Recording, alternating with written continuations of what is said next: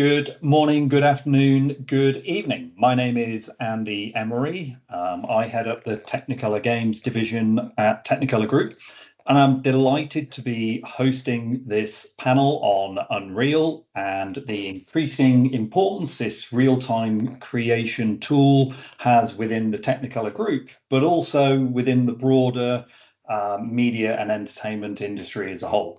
And joining me today on the panel, I have my two esteemed colleagues from Technicolor Games, Paul Holders and Nick Orchard.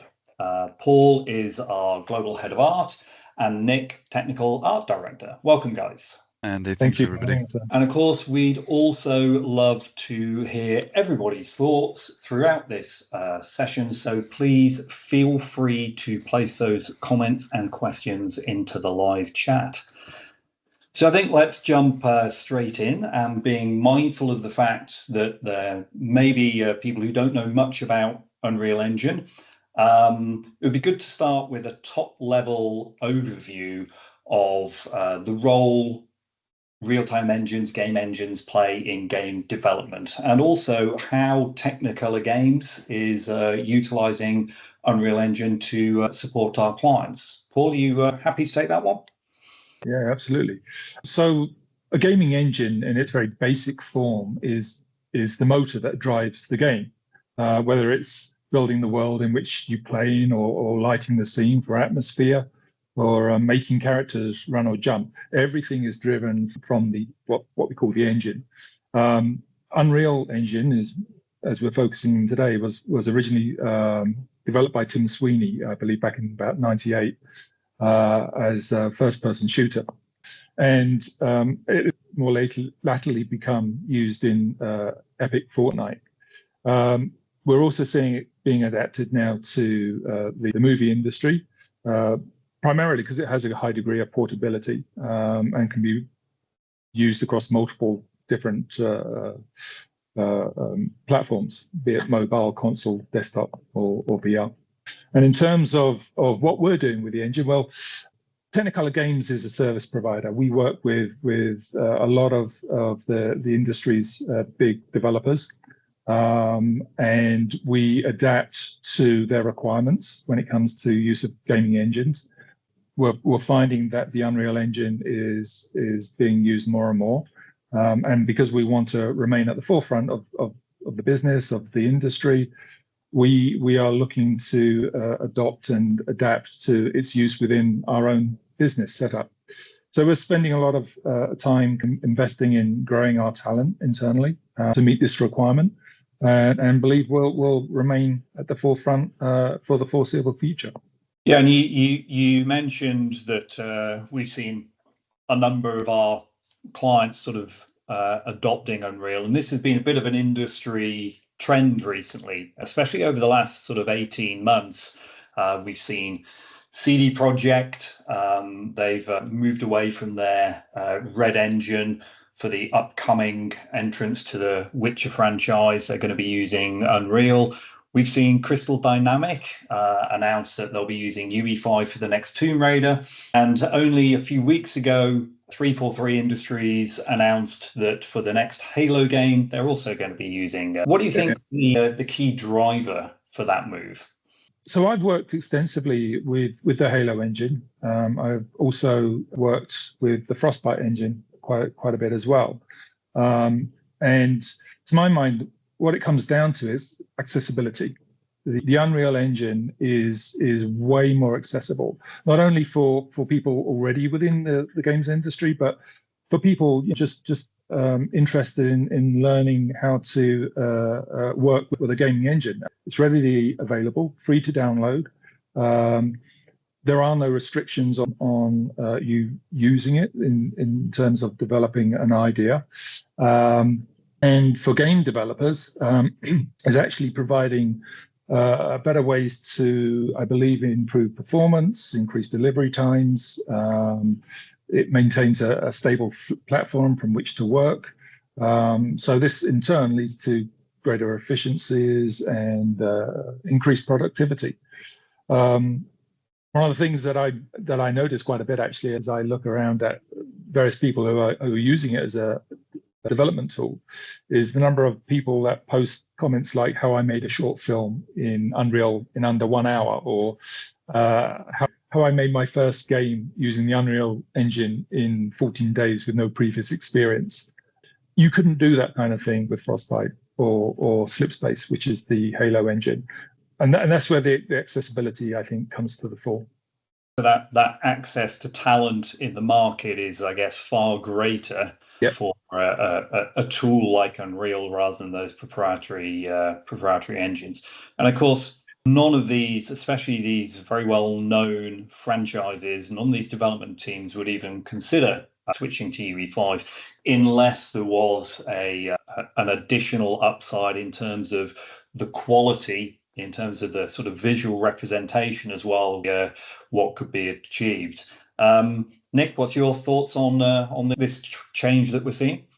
As we know, being in the space for a while, we've been seeing this over a number of years. We had Square Enix and Riot Games move over to Unreal Engine in around 2019, 2020. Valorant was done from Riot Games. They were originally using their engine from League of Legends. They've released Valorant in 2020 using Unreal, and it's really easy to see the results of using Unreal over maintaining their own in-house engine. My own personal experience with more developers comes better software, and it allows the designers to focus more on the creativity aspect of game creation rather than being limited by an in-house engine and development of that in-house engine. Yeah, makes perfect sense. So earlier this month, Epic held their Unreal Fest conference in Seattle, and as always, they announced a raft of new updates and enhancements to UE5. Nick, which of these really caught your eye and excited you most? Thank you, everybody, for joining me. I am normally the gentleman on the other side of the BC listening to these kind of Unreal panels, so it's very exciting to be part of the community on the other side. Myself, the most recent Unreal Fest, most exciting part is always the new release of the engine build, 5.5 being this time. It's going to be released fully early November, so I'm going to wait for the fully release, but if anyone wants to look at the preview version, that is available now. One of my friends had done a talk at Seattle around motion matching, and I had found that the new animation sample pack is replicated for 5.5, which means if anybody doesn't know what replication is, it allows multiplayer use of these animations out of the box, so it's very easy for people to create multiplayer games and have all of their animations bound. I thought that was really exciting. I'm looking forward to using it. In terms of my personal favorite areas through Seattle, my personal has got to be Megalights with their 3 amazing demos. I always wanted in many of my games to have these real-time reflections coming from illuminating screens, and I always wondered how far away it was until we were able to see those, and being able to have those in those demonstrations, I can't wait to get them included in my games. The second demo showing the marketplace scene, enabling all the shadows with the density of lights with no limitations. Again, really exciting. And then the final scene with the over 1,000 dynamic lights, all casting shadows and running from a PS5. It's super exciting for anybody who's had a little experience in Unreal and they've added a few lights in and they've got a big cross through it. And hopefully those days are gone. So we'll be able to bring the beginners who are interested in lighting into the area a lot easier. There was another announcement that they had done for the nanite support for skeletal meshes. As you know, Technicolor Games really shines at character design, development and sculpting, and seeing that there's nanite support being implemented for Unreal Engine 5.5 is going to really bolster our quality and what we can actually produce. And I will say I will have some friends at NPC who would not be happy if I didn't say about the great changes that are coming to the Sequencer tool and the team that's been working on Sequencer as part of film production as well. So a lot to be excited there for you, Nick. What about you, Paul? Well, I think Nick's probably covered pretty much everything already. But no, the Megalights, I think, is a great step forward for everyone. And once we see it integrated into Engine, it's going to be a big game changer. And it just looked fantastic as I was viewing it on the showcase. But I was also actually interested in an MMO that was demoed called PAX Day by Mainframe Industries. So what this enables players to do is basically build their own environments across a vast gameplay area and integrate it seamlessly with one another to allow players to cross between various gameplay areas. So I believe the engine can handle up to about 8,000 players at any one time. And the whole gaming world is approximately about 150 square miles of terrain. So it's an enormous area from which to kind of explore and develop worlds. And it's all kind of hosted via the Unreal servers. That is basically providing the smooth transitions between one player's landscape and another's. So some pretty exciting updates, and I'm sure you're both going to be well and truly tracking those very closely and engaging and hopefully implementing any of these enhancements for our own business over the coming months. We've probably spent enough time specifically on video games. It would be good now to sort of broaden the conversation outside of games and look at how filmmakers and creatives across all different types of media are now utilizing Unreal. And I think Technicolor Group has sort of something of a unique lens into this broader adoption of the tool, because we have business divisions dedicated to movies, to advertising, experiential, and animation, as well as video games. So, Nick, you mentioned earlier, prior to joining Technicolor Games, you, of course, worked at MPC, our movie VFX division. I'd love to hear a little bit about how MPC has been utilizing Unreal. Perfect. So as part of the Technicolor Group, we're very exposed to all the areas of media. So using Unreal, the MPC has a world-leading virtual production department, which is globally. We have department in Montreal, London, and LA. They have a full visualization department and stage running from LA.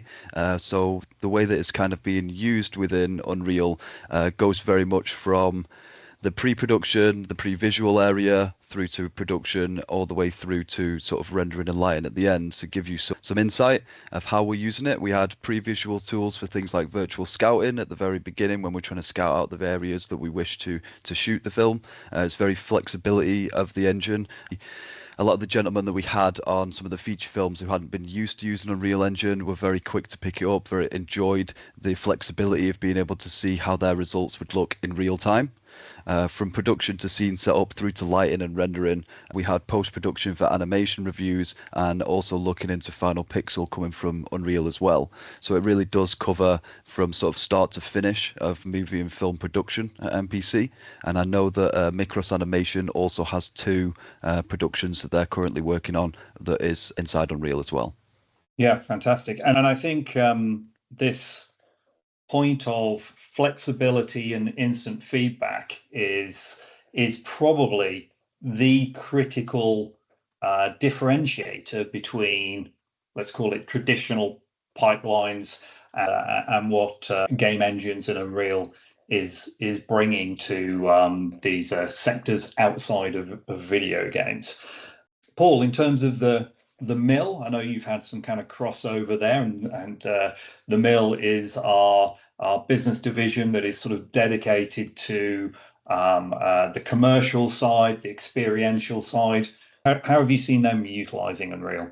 They use Unreal quite a bit with high-end cinematics for games, and that's where they draw quite a lot on our expertise to help them develop that.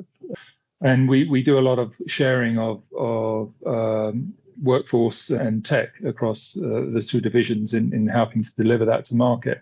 They've also utilized it for various VR, AI kind of, they're looking at using it for commercial use with various clients. And again, they'll come and talk to the games division about using Unreal and how to best utilize it for their productions.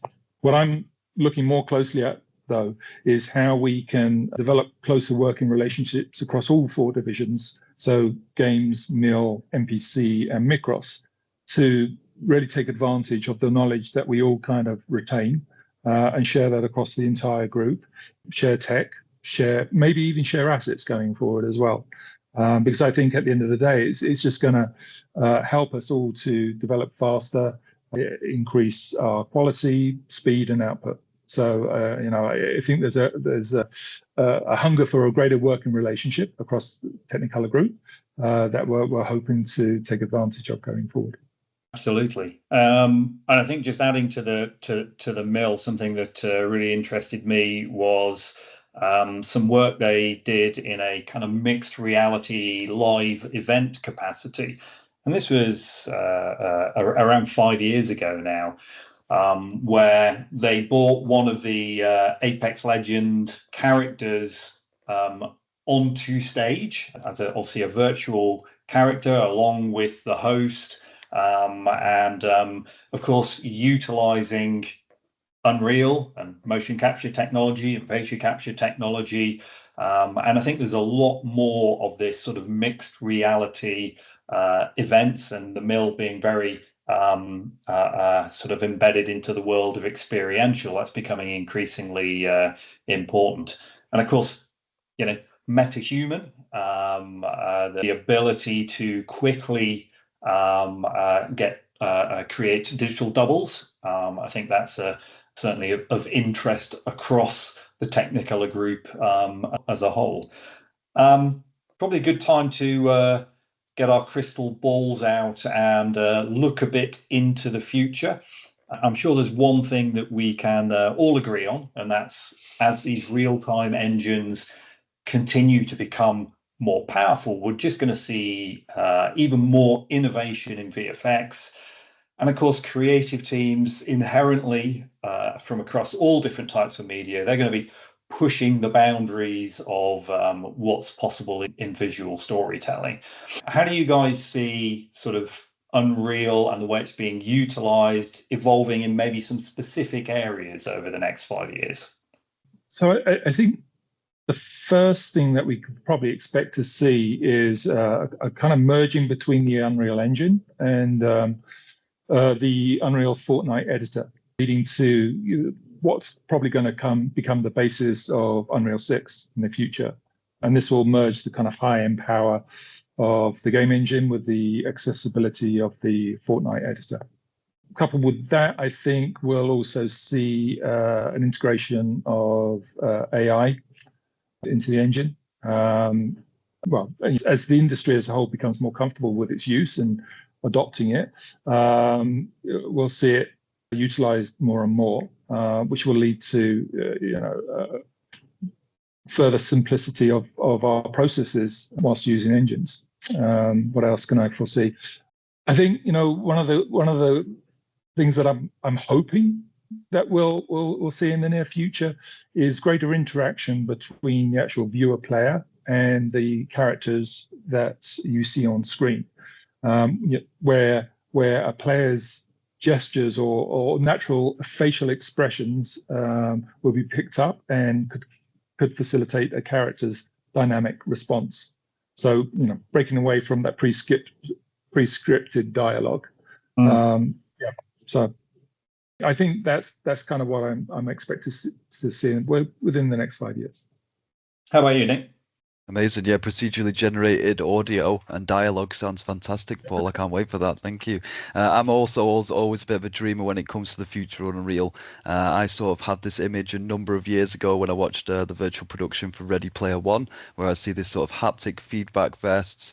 He's inside completely immersed. He's got his gloves, his omnidirectional running machine, his VR, and he's in something similar. I'd be in something similar to the Oasis, living this sort of separate life that I have all coming through the power of Unreal Engine. That's terrifying, Nick. Well, wait until you're there and you're like, oh, that's why I want to be here. He runs the Oasis now. Yeah. So, and then also with that, looking back over the last 5 years of the advancements that we've seen in nearly all areas, be it hardware, virtual reality, performances of the machines, and then recently, like Paul had said, we're seeing an increase of AI and being used in all areas across sort of the business, be it the production and performance, all the way through to animation and helping to sort of generate various things that they're looking into in the future. I can see over the next 5 years a number of more studios moving over to use an Unreal Engine rather than using their own proprietary engines, and yeah, a lot of sort of AI and future tech being incorporated to increase the creativity and increase the output of the artists. And I can generally see from my understanding of where Technicolor Group stands with Unreal, we're very much ready for that future of using Unreal in all areas of our media. Absolutely. And I think outside of games, as Unreal advances, as it becomes more powerful, and the increase in photorealism across characters and environments and VFX, how they're rendered in real time, I think that's going to be a kind of critical point in terms of aligning with something we're already seeing, which is a convergence in movie, TV, interactive media, and that actually Unreal could be a core element of a sort of cross-platform content creation, and it has every right to sit right at the heart of this, so that actually when you're creating your content, the core hub is Unreal, and then that can be distributed across different types of media. So, sits in the movie, content that sits in some episodic content that sits in the game, or the short experiential experience. So I think that goes hand in hand with the increase in power that will bring the increase in fidelity that will be kind of required across movie and television, and bringing that sort of aligned into interactive. And of course, I think that is a very important change, certainly for someone like Technicolor Group, where, as we've talked about, we have those divisions in all of those areas. Very much so. I do know, for anybody who's listening that doesn't know, all of the Fortnite animations and trailers are all recorded and animated in Engine, and that's obviously the future that I can also see as well. Absolutely. Yeah, and I'm aware of several businesses that are already heading down that path, where they have an idea for a TV show or a movie, and they want to develop a game off of that, and so everything is being built around the Unreal Engine. So there's a lot of shared asset work already going on. Fantastic. Well, Paul, Nick, I'm sure the three of us could carry on talking about where we see the future of Unreal for the next hour, but it's time to wrap up this session. So thank you both for your contribution, much appreciated. And thank you to everybody who joined online. I hope you've found it interesting and insightful. Be sure to stay connected with the Technicolor Group on LinkedIn. This is just the beginning of our series, and in our next episode, we'll be spotlighting another exciting sort of part of the business. So keep an eye out on the updates, and we look forward to having you join us again. Once again, Nick, Paul, thank you very much, and we hope to see everyone on the next of these panels. Great, Perfect. thanks, Andy. Thanks, everybody. Cheers, Thanks. Andy. Bye-bye. Bye-bye.